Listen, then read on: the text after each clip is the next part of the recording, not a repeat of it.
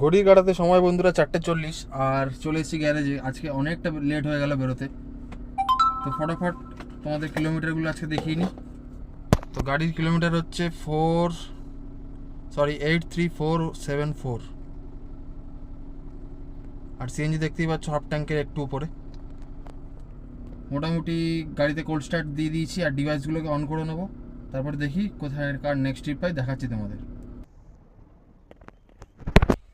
Time কিন্তু বন্ধুরা 5:20, আর এখনও কিন্তু কোনো সেইভাবে ভাড়া পেলাম না। ভাড়া বাজেনি যে একদমই তা না, কিন্তু রেট অনেক কম, তো সেই জন্য ভাড়াগুলো অ্যাকসেপ্ট করিনি। এখনও ওয়েট করছি, দেখি কি হয়। 5:26 আর ফাইনালি বন্ধুরা কিন্তু র্যাপিডোতে একটা ট্রিপ অ্যাকসেপ্ট করলাম। এটা কিন্তু বিএম বিড়লা আলিপুরের।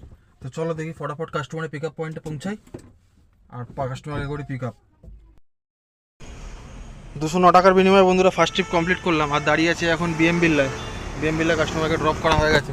তো চলো দেখি কতক্ষণে নেক্সট ট্রিপ পাই আর কোথায় পাই। দেখা হচ্ছে নেক্সট ট্রিপ কমপ্লিট করার পর। বন্ধুরা আলিপুর জু থেকে একটা ট্রিপ অ্যাকসেপ্ট করেছি, যেটা কিনা আমাদের শখের বাজারে। তো চলো দেখি ফটাফট কাস্টমার কাছে যাই আর কাস্টমারকে করি পিক আপ।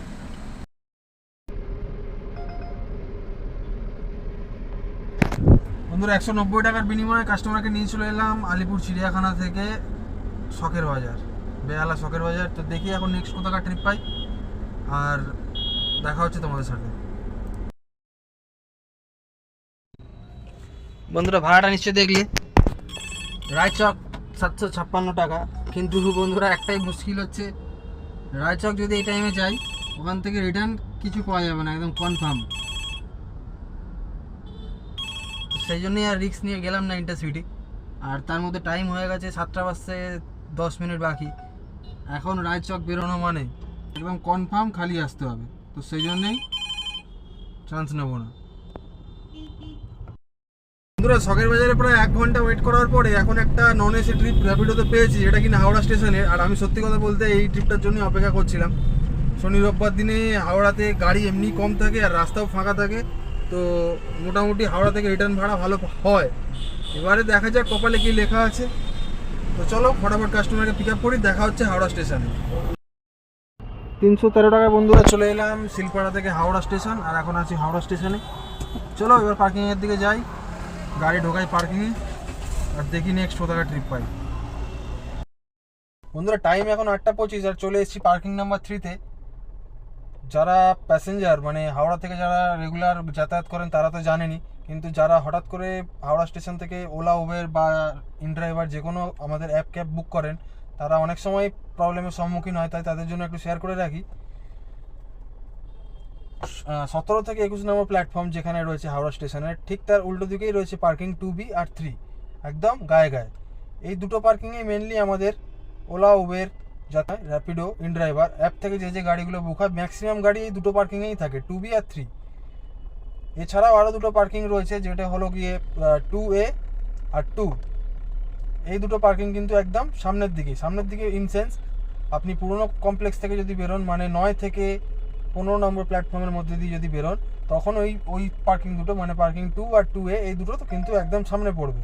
কিন্তু আপনি পুরনো কমপ্লেক্স দিয়ে বেরোন বা নতুন কমপ্লেক্স দিয়ে বেরোন, আপনাকে কিন্তু বেশিরভাগ সময়ই 2A এবং 3 এই দুটো থেকেই আমাদের এই অ্যাপ ক্যাবগুলোকে ধরতে হবে। আশা করি এরপরে অসুবিধা হবে না, নিজেরাই আপনারা খুঁজে নিতে পারবেন। আর এছাড়াও আরও একটা ল্যান্ডমার্ক রয়েছে, আপনি প্ল্যাটফর্ম থেকে বেরিয়েই দেখবেন একটা গঙ্গার দিকে মুখ করে দেখবেন একটা বড় ইন্ডিয়ান ফ্ল্যাগ লাগানো রয়েছে। ইন্ডিয়ান ফ্ল্যাগ সারাক্ষণই লাগানো থাকে। ওই ইন্ডিয়ান ফ্ল্যাগের আশেপাশেই সব পার্কিংগুলো। ঠিক আছে, আশা করি কোনো কনফিউশন হবে না। আর আপনাদের সুবিধার জন্য দেখিয়ে দিই, এটা হচ্ছে হাওড়া স্টেশনের নতুন প্ল্যাটফর্ম, মানে 17 থেকে 21 নম্বর। আর ঠিক তার উল্টো দিকেই 2B আর 3 পার্কিং। আমি আছি 3 নম্বর পার্কিংয়ে। বাজে বন্ধুরা আর একটা ট্রিপ কিন্তু অ্যাকসেপ্ট করেছি উবেরে। এবারে দেখি কাস্টমার কতক্ষণে আসে। যদি ট্রিপটা কমপ্লিট করতে পারি তাহলে দেখা হচ্ছে কত কি ফেয়ার ক্যালকুলেট হলো, নাহলে আবার কোন ট্রিপ ধরি তোমাদের সঙ্গে শেয়ার করব। টাইম বন্ধুরা 10:06 আর কমপ্লিট করে ফেললাম হাওড়া থেকে না ট্রিপটা। 17 কিলোমিটার রাইডের টোটাল ফেয়ার আমি পেলাম 348 টাকা। তো চলো নেক্সট কি করি দেখা যাক, কেননা সিএনজিও আছে তোমার 3 পয়েন্ট,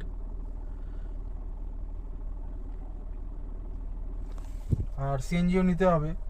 তো দেখি কি করি, না ট্রিপ নিই না সিএনজি নিই, দেখা হচ্ছে কিছুক্ষণ পর। টাইম বন্ধুরা 10:38, আর চলে এসেছি নেপালগঞ্জ পাম্পে। একটা এলসিবি গাড়ি খালি হয়ে বেরোচ্ছে, একটা দাঁড়িয়ে আছে, আর ওই যে একটা দাঁড়িয়ে আছে, লাইন মাত্র এই কটা। চলো দেখি কতক্ষণে গ্যাস নিয়ে বেরোয়, আশা করি বেশি টাইম লাগবে না, খুব বেশি গাড়ি নেই। বন্ধুরা গ্যাস নিতে আজকে বেশি টাইম লাগবে না, কিন্তু অনেকটাই টাইম লেগে গেল। কেন আমি যখন এলাম তখন ওই আগের এলসিবি গাড়িটা খালি হয়ে জাস্ট বেরোলো, তারপর একটা নতুন গাড়ি ঢুকেছে। আর গ্যাস নেওয়ার ক্ষেত্রে কিন্তু খুব ইম্পর্টেন্ট এই প্রেসার, কম্প্রেসার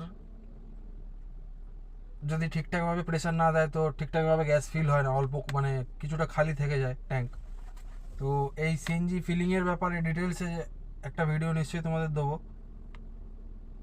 তো এখন তো জানি না কতক্ষণ লাগবে, আশা করি আর 15-20 মিনিটের মধ্যে আবার দেওয়া চালু করে দেবে, এখন দেওয়া বন্ধ রেখেছে পুরোটাই। আর আমি আসার পরে কিন্তু অনেক গাড়ি লাইনে লেগে গেছে।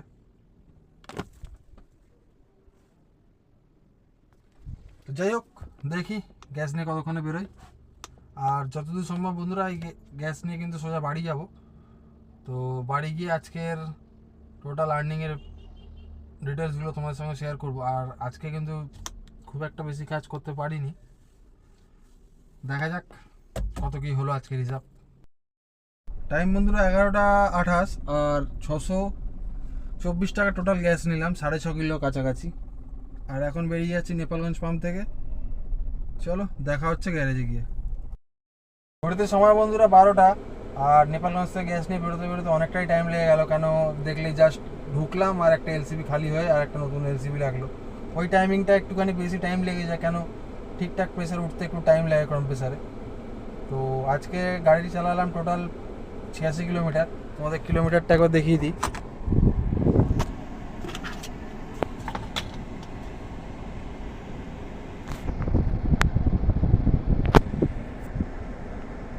এইট 3560। তো আর টোটাল গাড়ি চলেছে আজকে 86 কিলোমিটার, আর আর্নিং করেছি 1061 টাকা, 1061। আর আজকে যেহেতু দেখলে 5টা 5:30টার সময় হয়তো ফার্স্ট ট্রিপ অ্যাকসেপ্ট করেছি, মোটামুটি 10:30টা অবধি কাজ করলাম। যাই হোক অসুবিধা কিছুই নেই, এরকম তো চলতেই থাকবে। আমি দেরি করে বেরিয়েছি, কম আর্নিং হবে। যাই হোক আজকের মতন ভিডিও এখানেই শেষ করছি, দেখা হচ্ছে পরের দিন নেক্সট কোনো ভিডিওতে। ততক্ষণের জন্য সবাই খুব ভালো থেকো আর মন দিয়ে কাজ করো।